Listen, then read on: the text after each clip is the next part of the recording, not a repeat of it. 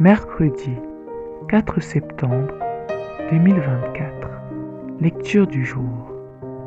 Première lecture. 1 Corinthiens 3, versets 1 à 9. Frères, quand je me suis adressé à vous, je n'ai pas pu vous parler comme à des spirituels, mais comme à des êtres seulement charnels, comme à des petits enfants dans le Christ. C'est du lait que je vous ai donné et non de la nourriture solide. Vous n'auriez pas pu en manger, et encore maintenant, vous ne le pouvez pas, car vous êtes encore des êtres charnels. Puisqu'il y a entre vous des jalousies et des rivalités, n'êtes-vous pas toujours des êtres charnels? Et n'avez-vous pas une conduite toute humaine?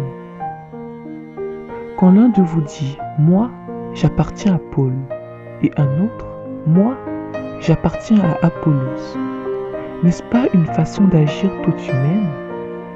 Mais qui donc est Apollos? Qui est Paul? Des serviteurs par qui vous êtes devenus croyants et qui ont agi selon les dons du Seigneur à chacun d'eux. Moi j'ai planté, Apollos a arrosé, mais c'est Dieu qui donnait la croissance. Donc, celui qui plante n'est pas important, ni celui qui arrose. Seul importe celui qui donne la croissance, Dieu. Celui qui plante et celui qui arrose ne font qu'un, mais chacun recevra son propre salaire, suivant la peine qu'il se sera donné. Nous sommes des collaborateurs de Dieu, et vous êtes un champ que Dieu cultive, une maison que Dieu construit. Psaume 32. Heureux le peuple que le Seigneur s'est choisi pour domaine. Heureux le peuple dont le Seigneur est le Dieu. Heureuse la nation qu'il s'est choisie pour domaine. Du haut des cieux, le Seigneur regarde, il voit la race des hommes. Du lieu qu'il habite, il observe tous les habitants de la terre, lui qui forme le cœur de chacun, qui pénètre toutes leurs actions. Nous attendons notre vie du Seigneur. Il est pour nous un appui, un bouclier. La voix de notre cœur vient de lui. Notre confiance est dans son nom très saint. Texte de l'Évangile. Évangile selon saint Luc, chapitre 4, versets 38 à 44. En quittant la synagogue, Jésus entra chez Simon.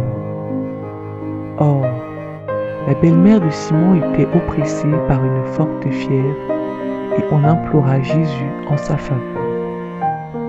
Il se pencha sur elle, interpella vivement la fièvre et celle-ci quitta la malade. À l'instant même, elle se leva et elle les servait. Au coucher du soleil, tous ceux qui avaient des infirmes atteints de diverses maladies les lui amenèrent. Et Jésus, en posant les mains à chacun d'eux, les guérissait. Les esprits mauvais sortaient de beaucoup d'entre eux en criant « Tu es le Fils de Dieu ». Mais Jésus les interpellait vivement et leur interdisait de parler parce qu'ils savaient, eux, qu'il était le Messie.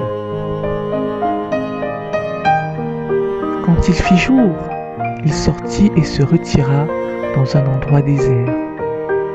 Les foules le cherchaient.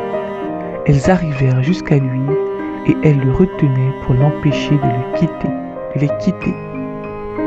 Mais il leur dit, « Il faut que j'aille aussi dans les autres villes pour leur annoncer la bonne nouvelle du règne de Dieu, car c'est pour cela que j'ai été envoyé. » Et il se rendait dans les synagogues de Judée pour y proclamer la bonne nouvelle.